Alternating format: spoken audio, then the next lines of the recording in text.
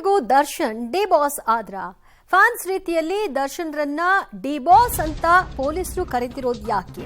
FIR ನಲ್ಲಿ D boss ಅಂತ ಉಲ್ಲೇಖ ಆಗಿರೋದೇ ಇದಕ್ಕೆ ಕಾರಣವಾಗಿರುವುದು. ಕಾಫಿ ಕುಡಿದು ಸಿಗರೆಟ್ ಸೇದ್ತಾ ಇದ್ದ ದರ್ಶನ್ ಇವರ ವಿರುದ್ಧವಾಗಿ ಈಗ ತನಿಖೆ ನಡೆಸಲಿಕ್ಕೂ ಕೂಡ ಎಫ್ಐಆರ್ ನ ದಾಖಲು ಮಾಡಿಕೊಳ್ಳಲಾಗಿದೆ. ಕೋರ್ಟ್ ಕೂಡ ಜೈಲಿನಲ್ಲೇ ತನಿಖೆಯನ್ನ ನಡೆಸಿ ಅಂತ ಅನುಮತಿಯನ್ನ ಕೊಟ್ಟಿದೆ. ಈ ಬೆನ್ನಲ್ಲೇ ದರ್ಶನ್ ಅವರ ವಿಚಾರಣೆ ನಡೆಯುತ್ತೆ.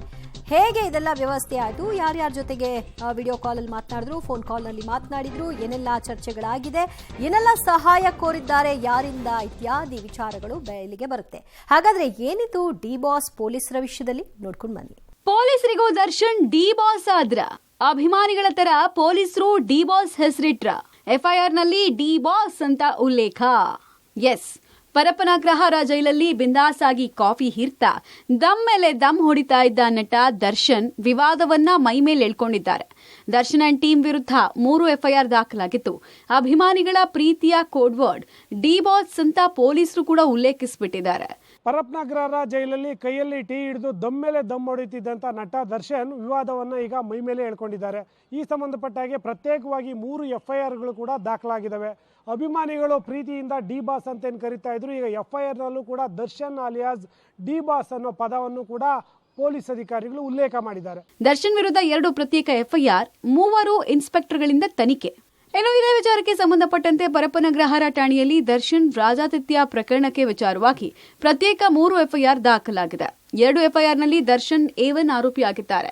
ಮೊದಲನೇ ಪ್ರಕರಣವನ್ನ ಬೇಗೂರು ಇನ್ಸ್ಪೆಕ್ಟರ್ ಕೃಷ್ಣಕುಮಾರ್, 2ನೇ ಕೇಸನ್ನ ಹುಳಿಮಾವು ಇನ್ಸ್ಪೆಕ್ಟರ್ ಕುಮಾರಸ್ವಾಮಿ ಹಾಗೂ 3ನೇ ಪ್ರಕರಣದ ತನಿಖೆಯನ್ನ ಎಲೆಕ್ಟ್ರಾನಿಕ್ ಸಿಟಿಯ ಎಸಿಪಿ ಮಂಜುನಾಥ್ಗೆ ವಹಿಸಲಾಗಿದೆ. ಈ ಪ್ರಕರಣದಲ್ಲೂ ದರ್ಶನ್ಗೆ ಶಿಕ್ಷೆ ನೀಡಬಹುದಾಗಿದೆ. 3 ಕೇಸ್ನಲ್ಲಿ ಏನೆಲ್ಲ ಶಿಕ್ಷೆ ವಿಧಿಸಬಹುದು? ಸೆಕ್ಷನ್ 42ರ ಅಡಿಯಲ್ಲಿ 2 ಪ್ರತ್ಯೇಕ ಪ್ರಕರಣಗಳು ದಾಖಲಾಗಿದೆ. ಕಾಫಿ ಹೀರ್ತಾ ದಮ್ ಹೊಡಿತಾ ಕೂತಿದ್ದಕ್ಕೆ 1 ಎಫ್ಐಆರ್ ದಾಖಲಾಗಿದೆ. ರೌಡಿ ಶೀಟರ್ ಧರ್ಮನ ಮೊಬೈಲ್ನಲ್ಲಿ ಸತ್ಯನ ಜೊತೆಗೆ ಮಾತನಾಡಿದ್ದಕ್ಕೆ 1 ಎಫ್ಐಆರ್ ದಾಖಲಾಗಿದೆ. ದರ್ಶನ್ ವಿರುದ್ಧ ದಾಖಲಾಗಿದೆ 2 ಪ್ರತ್ಯೇಕ ಎಫ್ಐಆರ್. ಕಾರಾಗೃಹ ಅಧಿನಿಯಮ ಸೆಕ್ಷನ್ 42ರ ಪ್ರಕಾರ ಶಿಕ್ಷೆಯ ಪ್ರಮಾಣ ಕೂಡ ಅದೇ ರೀತಿ ಉಲ್ಲೇಖ ಆಗಿದೆ. 6 ತಿಂಗಳು ಶಿಕ್ಷೆ ಅಥವಾ 200 ರೂಪಾಯಿ ದಂಡವನ್ನ ವಿಧಿಸಬಹುದಾಗಿದೆ, ಅಥವಾ ಶಿಕ್ಷೆ ಜೊತೆಗೆ ದಂಡ ವಿಧಿಸುವುದಕ್ಕೂ ಅವಕಾಶ ಇದೆ.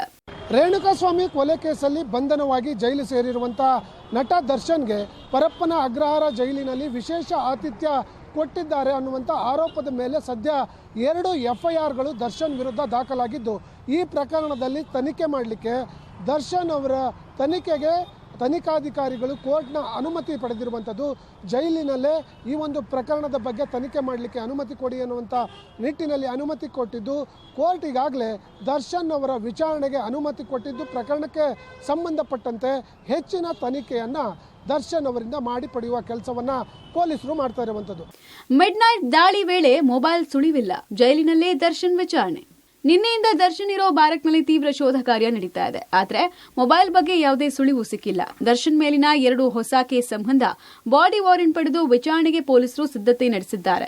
ಇದರ ಬೆನ್ನಲ್ಲೇ ಪರಪ್ಪನಗ್ರಹಾರ ಜೈಲಲ್ಲಿ ದರ್ಶನ್ ವಿಚಾರಣೆಗೆ ಕೋರ್ಟ್ ಅನುಮತಿ ಕೊಟ್ಟಿದೆ. ಪರಪ್ಪನಗ್ರಹಾರ ಪೊಲೀಸ್ ಠಾಣೆಯಲ್ಲಿ ಈಗಾಗಲೇ ದರ್ಶನ್ ರಾಜಾತಿಥ್ಯ ಪ್ರಕರಣ ಸಂಬಂಧಪಟ್ಟಂಗೆ 3 ಪ್ರಕರಣಗಳನ್ನು ಈಗ ಎಫ್ಐಆರ್ ದಾಖಲಾಗಿದೆ. ಆ ಪ್ರಕರಣದಲ್ಲಿ 2 ಎಫ್ಐಆರ್ ಪ್ರಕರಣದಲ್ಲೂ ಸಹ A1 ಆಗಿ ದರ್ಶನ್ ಅನ್ನ ಮಾಡಲಾಗಿರುವಂಥದ್ದು. ಮತ್ತೊಂದು ಈಗಾಗಲೇ 3 ತಂಡಗಳನ್ನು ರಚನೆ ಮಾಡಿದರೆ, ಅದರಲ್ಲೂ ಬೇಗೂರು ಪೊಲೀಸ್ ಠಾಣೆಯ ಕೃಷ್ಣಕುಮಾರ್ ಮತ್ತು ಹುಳಿಮಾವು ಪೊಲೀಸ್ ಠಾಣೆಯ ಕುಮಾರಸ್ವಾಮಿ ಮತ್ತು ಎಲೆಕ್ಟ್ರಾನಿಕ್ ಸಿಟಿ ಎಸಿಪಿ ಮಂಜುನಾಥ್ ಅವರ ನೇತೃತ್ವದಲ್ಲಿ ಈಗ ತನಿಖೆಯನ್ನು ಪ್ರಾರಂಭ ಮಾಡಲಾಗಿರುವಂಥದ್ದು. ಹಾಗಾಗಿ ಈ ಪ್ರಕರಣದಲ್ಲೂ ಸಹ ದರ್ಶನ್ಗೆ ಶಿಕ್ಷೆ ಕೊಡಿಸಬಹುದಾಗಿರುವಂಥದ್ದು. ಒಟ್ಟಾರೆ ಕೊಲೆ ಕೇಸ್ನಲ್ಲಿ ಜೈಲು ಪಾಲಾಗಿರುವ ದರ್ಶನ್ ಬಿಂದಾಸ್ ಆಗಿರುವುದಂತೂ ಸತ್ಯ. ಸದ್ಯಕ್ಕೆ ತನಿಖೆ ನಡೆದು ಯಾವ ರೀತಿ ಕ್ರಮ ಆಗಲಿದೆ ಅನ್ನೋದನ್ನ ಕಾದು ನೋಡಬೇಕಾಗಿದೆ. News desk, public TV.